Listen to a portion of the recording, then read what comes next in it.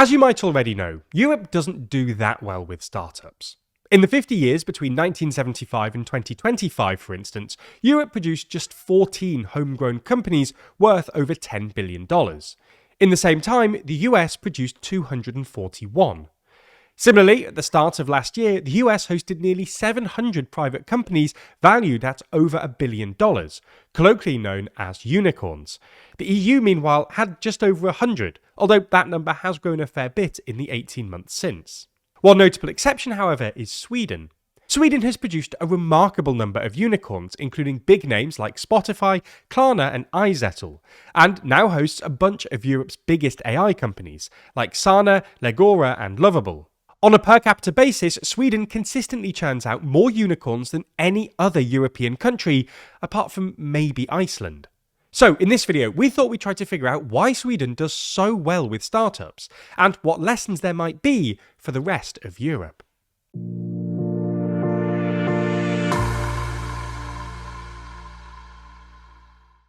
So, let's get straight into it.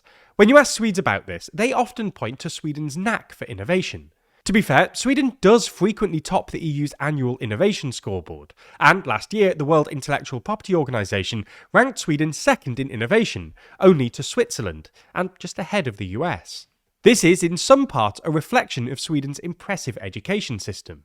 In Sweden, university is free, and students can get loans for living expenses. Today, Sweden's workforce is impressively well educated. 1/3 of the population and more than half of the people between 25 and 34 have some form of higher education, which has given way to higher levels of innovation. Sweden was also ahead of the curve on digital technology. In the 1990s, as part of a wider liberalisation drive, the Swedish government introduced tax incentives for corporate tech investment, digitised some public services, and invested heavily in fibre optic internet. By 2005, about 75% of homes had a computer, and Sweden was one of the world's most digitally connected countries. This has helped Sweden's tech sector punch above its weight, a trend that has continued into the AI era. But these reasons don't feel like they fully explain Sweden's unique outperformance. After all, lots of other European countries have innovative workforces and great education systems, and the tech gap between Sweden and the rest of Europe has closed in recent years. So, what else could it be? Well, as we see it, another big but underappreciated reason that startups seem to fare so well in Sweden is the depth of Sweden's so-called capital markets. For context, capital markets basically refer to any form of financing that doesn't involve borrowing from a bank. Capital markets are especially important for startups because banks don't generally like making what they see as unpalatably risky loans to startups. Capital markets can be split into two: the private market and the public market. When we talk about the private market, we're basically talking about finding some venture capitalist or other private investor who'll lend you the money. When we talk about the public market, we're basically talking about listing your company and selling shares in it on a publicly traded stock exchange. Anyway, Sweden has remarkably deep capital markets in both the private and public markets. In the private markets, Swedish funds, including pension funds and insurance funds, are pretty massive relative to Sweden's GDP, and invest more than their European counterparts in small-cap companies. There's also a wide network of so-called angel investors, especially in and around Stockholm, many of whom got rich betting on the prior generation of Swedish unicorns. Sweden's public markets are just as good, as evidenced by the popularity of the Swedish stock market. According to an analysis by Dealogic, in the decade running up to 2024, over 500 companies listed in Sweden, more than the total number of IPOs in France, Germany, the Netherlands and Spain combined, and not miles away from the UK, despite the fact that the UK economy is about 6 times that of Sweden. In 2025, Sweden actually saw more IPOs than even London, including a $4.26 billion IPO for Verisure, Europe's largest IPO in at least 3 years. IPOs are also remarkably popular with smaller companies, and Swedish firms are far more likely than their European peers to go public. All in all, Sweden has the deepest capital markets of any EU member state, and even deeper than those in the UK, despite its world-renowned financial sector, which is why Swedish companies rely surprisingly little on foreign financing. So, why are Sweden's capital markets so great? Well, the fundamental reason seems to be that Swedish households are far more likely than their counterparts in the rest of Europe to actually invest their savings. Swedish households invest over half of their savings in stocks, more than twice the average in the euro area, whilst keeping just 19% of their assets in cash, the lowest in the EU. This is both good news for Swedish savers, who generally see better returns on their savings than other Europeans sitting on cash, and great news for Sweden's capital markets. So, why are Swedes so keen on investing?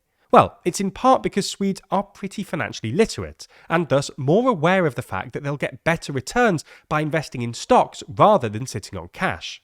A World Bank study from 2018, for instance, found that Swedes were quite literally the most financially literate people in the world, matched only by Norwegians and Danes. But it's also a consequence of consistent public policy efforts to encourage investment. As far back as 1984, the Swedish government introduced Allemanspar, a product enabling ordinary Swedes to invest in stock markets, decades before most other European countries developed similar schemes. By 1990, there were already 1.7 million of these accounts, and subsequent rule changes in the 1990s allowed people to invest 2.5% of their pensions into stocks of their choice. In 2012, the government also introduced a new investment product called the ISK, which allows Swedes to invest a certain amount of their savings in funds and stocks at a lower tax rate. Sort of the Swedish equivalent to an ISA, but without a cash option. The ISK has become incredibly popular in Sweden, with nearly 4 million unique account holders in 2023, roughly a third of Sweden's entire population. The ISK has been so successful that the EU is apparently looking to it as a model for a future EU-wide saving and investment account, in the hopes of getting Europeans across the continent to invest more of their savings and thus improve the depth of Europe's capital markets.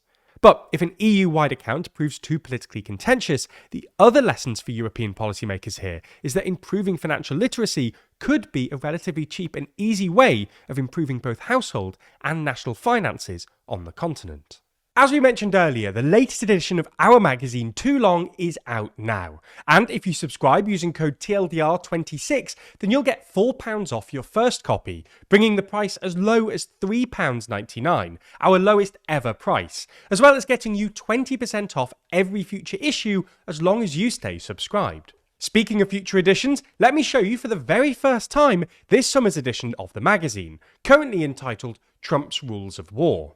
This map on the cover shows a dot for each region struck by Trump since returning to office last year, and there's always the chance it'll look even redder before we go to print. Inside this issue, we'll be running through each of these different conflicts, airstrikes, and incursions. A little excursion to take care of nuclear weaponry? Sorry, excursions. So if you want to track that timeline with us and better understand what's motivating Trump here, then you'll want a copy of this summer's Too Long, where we'll also be discussing a whole load of other topics. Luckily, if you subscribe today, you'll not only get the spring issue immediately, but you'll also be signed up for this summer too, ensuring this issue lands through your letterbox or in your inbox as soon as possible.